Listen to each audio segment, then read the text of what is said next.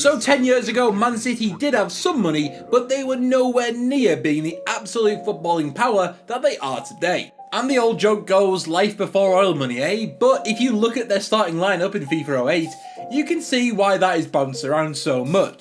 So today we're going to be comparing their FIFA 08 squad to their FIFA 18 squad, and there are some properly shocking players in here. So with that being said, let's get on with our list. In goal, Kasper Schmeichel versus Ederson.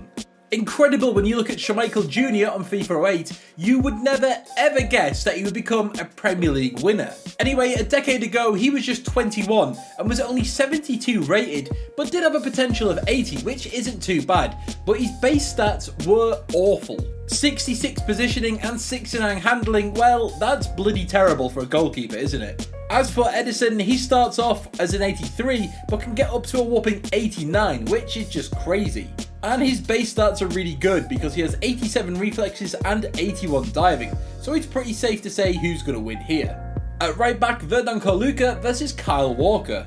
Well, I'll be honest, I know Man City made a lot of signings back then, but I absolutely forgot about Corluka. He joined for 8 million in 2007, but only lasted 12 months before joining Spurs for 5.5 million, and that's a club that I always think of him with, just not Man City.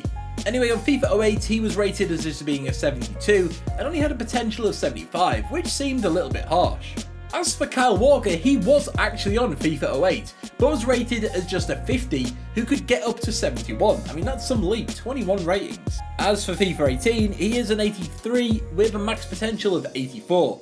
That's another win for City. In centre back, Micah Richards versus John Stones. So there was a time when Micah Richards was really highly rated on FIFA, and FIFA 08 was no different. By default he was an 82, which is pretty damn good, and he had loads of pace and strength. England's new centre back, huh? Well, that didn't work out, but if it did on his potential, he would have been an 87 now and one of the best defenders on the game. As for John Stones, he's only a 79, meaning that the old Man City team finally takes a point. He can get up to an 85, which I still think is a little bit low, but it's Micah Richards, incredibly, who's going to be making it into our starting 11. And the second centre backs, Richard Dunn versus Nicolas Otamendi. Now Dunn was a little bit underrated on this game, if I'm honest, a 78 who could only get up to a 78, but his own goal rating would be off the charts. I mean, on FIFA 9 or maybe FIFA 10, he was an 82, which is not too bad at all. Anyway, Otamendi is an 83 who also doesn't increase in potential. There's literally all you need to know about these two. Otamendi takes it, let's move on. At left back, Javier Garrido versus Fabian Delph. Just like Corluka, I completely forgot that Garrido even played for Man City and did not realise that he's only 32. That's the same age as Wayne Rooney. Garrido was snapped up by Man City in 2007 from Real Sociedad just for 1.5 million before being sold in 2010. He amassed 49 league appearances. He is just a 73 on FIFA 08 with a max potential of 75, which isn't great. Delph was also on FIFA 08, but for some reason, now this is the FIFA database that I've been using, he was French, and that confused the hell out of me. I mean, he does have a French name, I guess, but what else is there about him that's French? Anyway, back then he was only a 51 but could get up to a 60 and was for some reason a centre back. Weird, right? On FIFA 18, however, he is a 77 and can get up to a 78, which isn't too bad, and he's surely going to get an inform at left back at some point, which could be pretty cool. So Delph takes this one just. Moving on to midfield, Michael Johnson versus Fernandinho. Now this one is a lot closer if we're honest.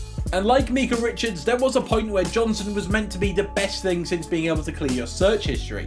He was only a 74 on FIFA 08 with some decent stats, but he could actually get up to an 85 rated player, which is great, and he was all meant to be England's new captain. As for Fernandinho, well, he's rated as an 82, but can only stay as an 82, which means he's not going to win this one.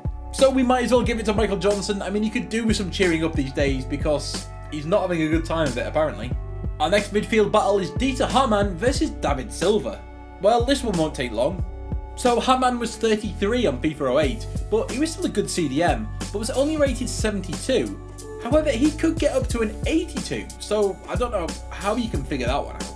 As for David Silva on FIFA 08, he started off as an 84, but could get up to a 92. And on FIFA 18, he's an 87, and that's where he stays, which is still pretty ridiculous. Our final midfield battle, Elano versus Kevin De Bruyne.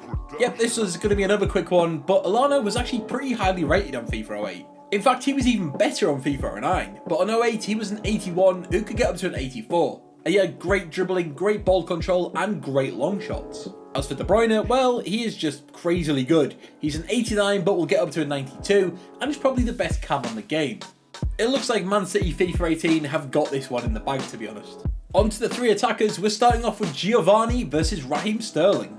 Another one that had really great long shots and ball control. Seriously, with this Man City team, you could smash in some absolute worldies. Anyway, this former Barca man was 27 and only rated as a 77, but could get up to an 82, which wasn't too bad. Now Sterling actually starts off as an 82, and he will end up as an 87, plus he is just all sorts of quick.